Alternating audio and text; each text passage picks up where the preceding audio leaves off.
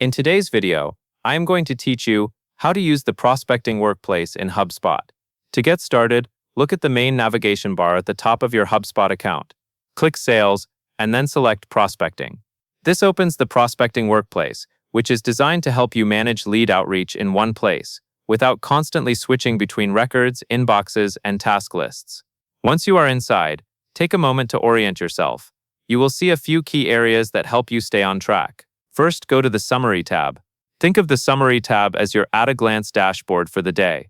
Here, you can review your overall progress and see what needs your attention. Pay close attention to overdue tasks, because these are the items most likely to slip through the cracks if you do not address them.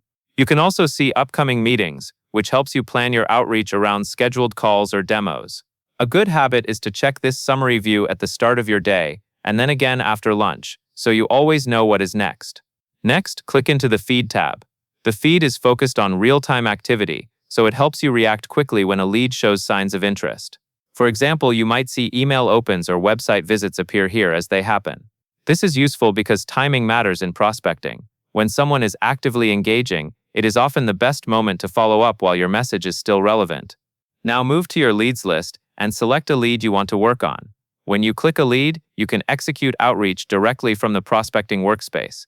That means you can place a call, send an email, or reach out through LinkedIn without leaving this screen. Staying in one workspace helps you keep momentum, reduce distractions, and work through your leads more efficiently. As you complete each outreach action, keep an eye on what is due next, so your follow-up stays consistent. That covers everything you need to know, and that is all there is to it.